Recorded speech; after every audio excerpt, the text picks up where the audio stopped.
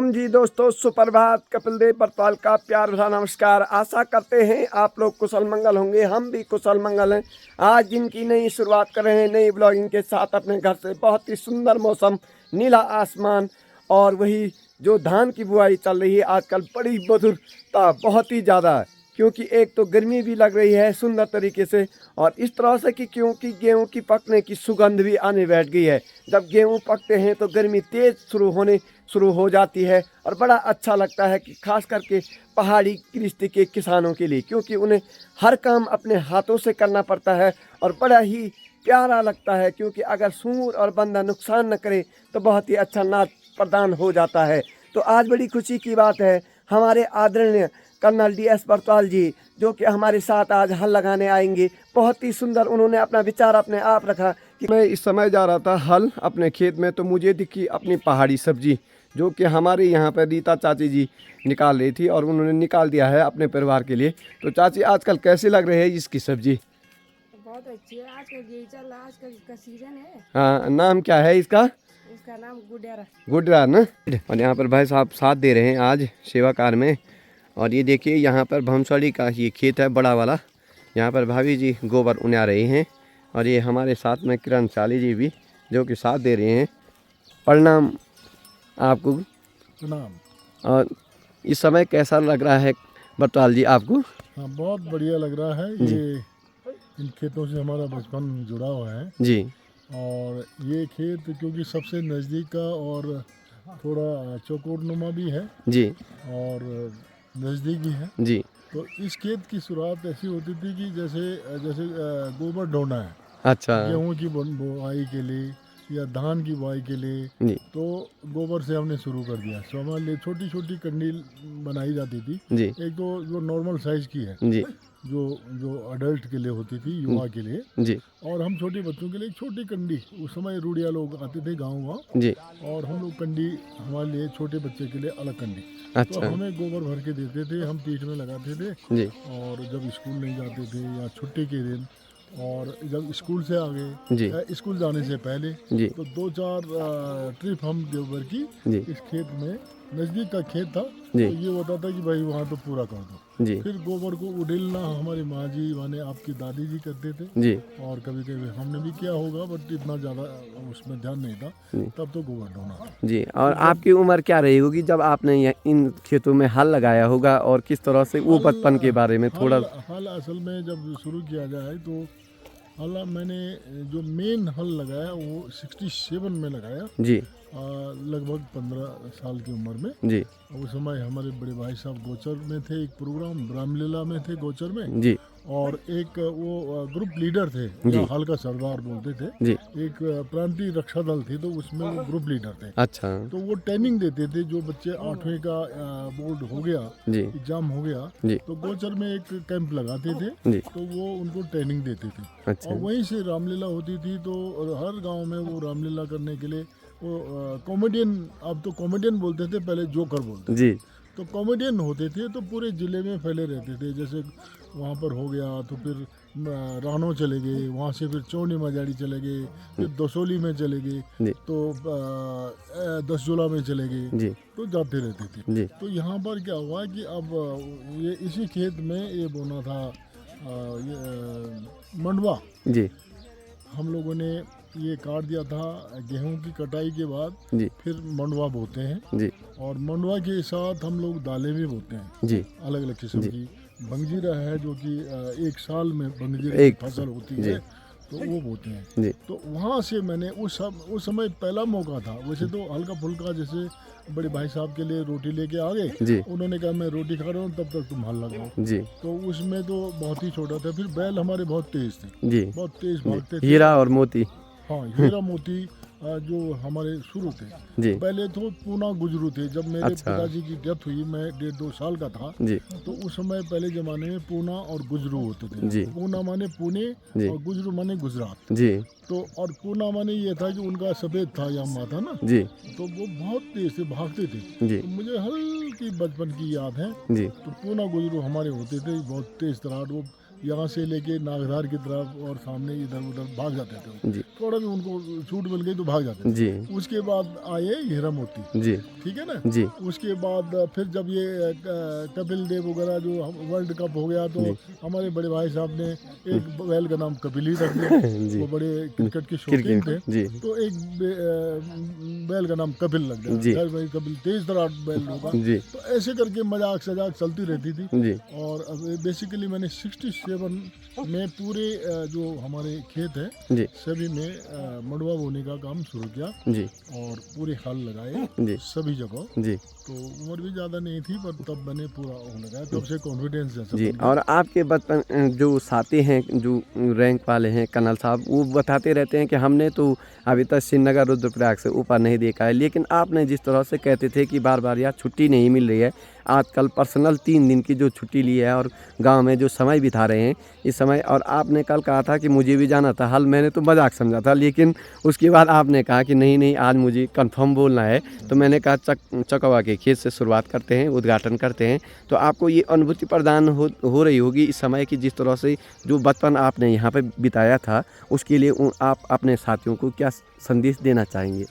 ये है कि बचपन की यादें हमेशा तरोताज़ा होती हैं। जी। नौकरी में रहे जी तो थोड़ा छुट्टियों का भी वो होता है। फिर हमारी धर्मपत्नी टीचिंग में थे, बच्चे कहीं और थे, तो जी। वहाँ भी हाजिरी लगानी होती थी। जी और बाद में क्या हुआ कि भाई साहब की डेथ के बाद फिर मैंने हल लगाना शुरू किया। जी जब कि फिर हल लगाने वाले भी रखा। जी फिर जब आप लोग बड़े हो गए, योगेश है, आप हैं, तो आप हमें परमिशन भी नहीं देते हैं। जी और मेरा भी ये रहता है कि भाई यहाँ पर है ही है, जी ठीक है ना। जी। तो पर एक अंदर से कसक रहती है कि अपने खेतों में हम खुद थोड़ा बहुत सिंबॉलिक जी है ना, जी शाली जो सिंबॉलिक की तो याद है तरोताज़ा करने के लिए हम जुड़े हैं, जी ठीक है। जी तो ये होता है कि हर खेत से हमारा एक वास्ता है, एक रिश्ता है, जी यादें जुड़ी हैं, जी तो ये अच्छा लगता है। जी और साथियों को भी हम यही ज़्यादातर तो जो जिसने पहाड़ में जी रहा है, जी जो काम मैंने किया है सभी लोगों ने किया है। चाहे वो आज कितने बड़े पद पर हों, जी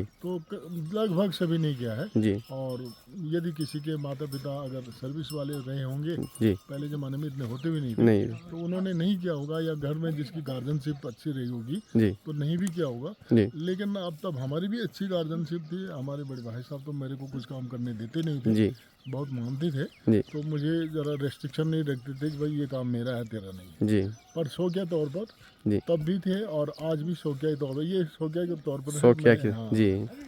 और नाद पानी भी यहाँ पहले बहुत होता था चाचा जी, नाद आपकी पानी, आपके देखने में उस समय ज़्यादा जीव जंतु नहीं थे नुकसान करने वाले, तो उस समय नाद पानी किस तरह का होता था, थोड़ा व्याख्यान कीजिए। अनाज ऐसा था कि मेरी ड्यूटी होती थी एक दो धान मांडना जी। जब खेतों में, जी तो मुझे हर एक खेत का पता है कि किस खेत में कितना अनाज होता है, कौन सा अनाज कितना होता है। जी अभी भी याद है धान किस खेत में कितना बोरी होती है, जी कितना क्विंटल होता है। अब जी। क्विंटल हो गया, जी। पहले हम बोरियों में लाते थे, जी अपने पीठ में लाद के, जैसे जी। यहाँ से हम और इस समय थोड़ा सा आप इधर की साइड आए, इस चकवा के बारे में बताइए कि कितना होता है ये, जिस तरह से मैदान सा है, हाँ जी, हाँ। और कितना नाज होता होगा हमारा यहाँ धान इस समय पर। उस इसमें करीब करीब 10 बोरी के करीब 10 क्विंटल हमारा वो हो जाता था, धान हो जाए। धान हो जाता था जी इसमें। जी और उसका आधा समझ लो कि वो 4 क्विंटल के करीब इसमें गेहूँ हो जाता था। जी और ये लमड़ी है तो वहाँ हम ज़्यादा झंगोरा ही बोते थे, जी इसमें धान उसमें झंगोरा, जी क्योंकि झंगोरा तब हम झंगोरा इतने खाते नहीं थे, तो पशुओं के लिए चारा होता था। जी थोड़ा उनका उबाल के जी पशुओं को जी। देते थे झंगोरा, जी तो वो ऊपर की जो पट्टी है उसमें झंगोरा बोते थे। जी और इसमें चकवा जो है ना, इसमें धान बोते थे और फिर गेहूँ बोते थे। जी। ये था उसमें। और जो हमारे गांव की प्रसिद्ध खेती है पसरा के नाम से, आप उस पसरा के बारे में थोड़ी सी अपनी याद ताज़ा कीजिए कि पसरा किस लिए जाना जाता था, और वहाँ की जो रुपाई होती थी उसके बारे में थोड़ा सा अपना अच्छा, यादें। पसरा तो मेन खेत है। पसरा असल में वो पदानचारी का है, जी माल गुजार हर कोई बोलता है कि पदांचारी क्या है और ये खेत इतने बड़े क्यों हैं और किस तरह से हैं, क्योंकि अब तो बहुत मुश्किल से लग रहा है जिस तरह पलायन हो रहा है। अभी आप लोगों ने बचा रखा है, तो आप बताइए थोड़ा कि पदांचारी की इतने बड़े खेत क्या हैं और किस तरह के यादगार बनी हुई है। पसरा जो है ना पदांचारी का है, असल में वो पदांचारी के खेत है। जी पहले ज़माने में क्या होता, जब अंग्रेज़ों का ज़माना था या उससे भी पहले थे, जी तो मालगुजार होते थे लगान वसूल करने के लिए। जी तो लगान वसूल करने के लिए मालगुजार लोग होते थे, जी तो वो पूरे सभी गांवों से लगान वसूल करके जी सरकार को देते थे, जी। या पटवारी के माध्यम से ऊपर सरकार को में भेजते थे। अच्छा तो जो हमारा पसरा खेत है उसी में से मालगुजारी का खेत है वो, जी और उसका नाम पसरा इसलिए भी हो सकता है कि वो पूरा पसर रखा है, हाँ जी बहुत बड़ा खेत है। जी और जब शादी ब्याह होती थी तो लोग और गाँव के जो लोग आते थे उस खेत को देखने जाते थे देखने जा रहे कि उतना बड़ा खेत है वो, जी बहुत बड़ा मैदान है। जी और इस इलाके में, हमारे पूरे इलाके में वो सबसे बड़ा ब्लॉक में, बल्कि पोखरी विकासखंड में सबसे बड़ा खेत है जी वो। तो उसमें हमारी बहुत यादें जुड़ी हुई हैं। जी तो वहाँ पर जनरली हम लोगों से अकेला नहीं हो पाता था, जी तो आसपास के गांवों की जो महिलाएं हैं जी या हल लगाने के लिए लोग हैं, जी। तो पहले मदद बहुत करते थे, जी अपना वॉलंटियर होते थे, बोल- और वहाँ पर तभी जाके उसका वो हो जाता था। जी। एक दिन में नहीं हो पाता था, 2 दिन में होता था। जी फिर वहाँ पर रुपाई भी हमने शुरू की, जी बड़े भाई साहब ने। जी तो पहले हम 3 हिस्सों में उसको करते थे रुपाई। जी जब एक हिस्से में थोड़ा ढलान था, इस तरफ ऊंचा था, उस तरफ नीचे था, जी तो उसको 3 हिस्सों में हम रुपाई करते थे। जी तो और बाद में ऐसा हो गया, ऊपर वाली पट्टी जो है बड़े भाई साहब ने बिल्कुल प्लेन कर दिया, जी और पूरे वार होता था। और करीबन 1/3 जो है नीचे वाले उसमें जी वहाँ रुपाई होती थी। ये होता था। बहुत अच्छा लगा आपसे इन बातों को। और थोड़ा सा अब हम आपको दिखाएंगे हल लगाते हुए चाचा जी को, क्योंकि सैंपल में आ गए हैं, देख सकते हैं आपको। तो इस समय हमारे कर्नल DS बरतवाल जी जो कि धान की बुआई कर रहे हैं, और काफ़ी पहले से धान की बुआई भी की है, और आप देख सकते हैं बिल्कुल अपना एक जो स्पष्ट रूप से यहाँ पर बुआई कर रहे हैं बहुत अच्छी तरीके से, और नॉलेज है क्योंकि अपने खेत का पूरी तरीके से।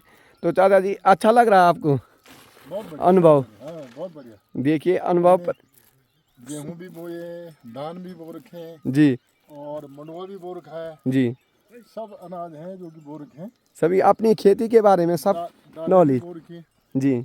तो दोस्तों कर्नल साहब लगाने बैठ गए हैं हल। इस समय आप देख सकते हैं बहुत ही सुंदर तरीके से अपने बचपन की याद ताज़ा करते हुए, और इस तरह से आप देख सकते हैं कि कहते थे कि भाई हर कोई कर्नल नीचे ही रहता है, प्लेन्सों में नहीं आता है, लेकिन अपनी इतनी बड़ी जिम्मेदारी संभाल रखी है, इतने बड़े खेत, और बहुत ही अच्छा लग रहा है क्योंकि बैलों के साथ जो किसान अपने हल लगाते हैं उसका पूरा अनुभव प्राप्त करते हुए कि किस तरह से यहाँ पर ज़मीनों में इस समय दिक्कत होती है और बैलों को परेशानी कितनी होती है और हल लगाने वाले सेवाकार को परेशानी कितनी होती है। उम्र है 77 साल इस समय कर्नल साहब की वर्तमान में, और बहुत ही ज़बरदस्त तरीके के अपना स्टेमिना जो बना रखा है मॉर्निंग वॉक का, योगा का, वो इस समय इस खेत पर दिखाई दे रहा है। और आप देख सकते हैं कि बैल भी बहुत अच्छे होते, पहचान जाते हैं कि आज जो कर्नल साहब हमारे हल लगा रहे हैं हम बड़े सौभाग्यशाली हैं। हीरा मोती कह रहे होंगे कि भाई साहब हम भी इस खेती में साक्षी हैं, और ये खेत चकवा के नाम से जाना जाता है। बहुत ही अच्छा खूबसूरत खेत है, और आप देख सकते हैं कि हमारे भाभी जी और किरण जी शाली भी हंस रहे हैं कि भाई साहब अगर इतने बड़े साहब लोग हल लगा सकते हैं अपने खेतों में आकर के, तो एक किसान क्यों पीछे रह सकता है। क्योंकि अपने लिए अनाज पैदा करना तो सबसे बड़ी बात है, लेकिन अगर इस तरह की आप अपनी आजीविका पर काम करते हैं, घर गृहस्थी करते हैं, तो वो घबराने की ज़रूरत नहीं है। बिल्कुल ऐसा सोचना नहीं चाहिए कि क्या हो रहा है, सोचना ये चाहिए कि किसी भी प्रति अगर इतना जो बड़े से बड़ा हमारा जो परिवार के सदस्य हैं और अपने कर्नल रैंक पद पे हैं, इस समय अपने घर गृहस्थी में काम कर रहे हैं, तो बहुत बड़ी बात है। तो चाचा जी कैसा अनुभव प्राप्त हो रहा है आपको इस समय? अरे बहुत बढ़िया यार, यहाँ डनर पड़ना कोई बात नहीं कि डनर तो पढ़ दे ना जी फास्ट की तरफ नजर लगाता हूँ तो यहाँ डनर न कोई बात नहीं, सामने रखो आप नज़र, और बहुत अच्छी हाल लगा रहे हैं, याद ताज़ा हो गई है आपको अपनी बचपन की। हाँ बहुत बढ़िया। न बढ़िया लग रहा है, सुंदर गजब का। हाँ ये आप देख सकते हैं बैल भी पूरे साथ दे रहे हैं आपके, बैल कह रहे हैं कि हम सौभाग्यशाली हैं। बहुत अच्छा लग रहा है हमको भी आपके साथ हल लगा करके। तो दोस्तों आज हमने अपने चाचा आदरणीय कर्नल DS बरतवाल जी के साथ समय बिताया, वो भी खेतों में, खास करके जो छुट्टी ले रखी थी उसका पूरा उपयोग किया, क्योंकि हम भी थोड़ा बहुत कभी कभी रुकते हैं कि कभी वो मौका मिलेगा, और भगवान ने भी, प्रभु ने भी वो मौका दे दिया है और अच्छा लगता है। सौभाग्यशाली हैं इस समय हम। और एक बार फिर आपसे हम यहाँ पर अपनी वीडियो का समापन करते हैं कर्नल साहब, और बहुत बहुत धन्यवाद आपका, बहुत जो बहुत कि धन्यवाद। पहाड़ों में आकर के आपने ये रीति रिवाज बचा रखी है। बहुत बड़ा हाथ होता है, क्योंकि जो ये वीडियो वायरल होती हैं और वीडियो के माध्यम से अगर कर्नल रेंगपत वाले की वीडियो वायरल होती है, और ख़ास करके आपको, क्योंकि सैनिक संगठन से भी जो जिस तरह का काम करते हैं आप, गरीबों से लेकर के सभी माता बहनों तक, सिविल तक, तो उस तरह से बिल्कुल यादें ताज़ा हो जाती हैं। लोग कहते हैं कि जब ये लोग इस तरह की अपनी मिट्टी से जुड़े होते हैं तो हम क्यों पीछे रहेंगे। तो पूरी वीडियो को समापन करते हैं। पूरी वीडियो देखने के लिए धन्यवाद। हमारे चैनल को लाइक, शेयर और सब्सक्राइब कीजिए। नई नई वीडियो मिलती रहेंगी। बेल आइकन का बटन भी दबाइए। ओम जय हिंद, जय भारत, जय उत्तराखंड। ओम जी।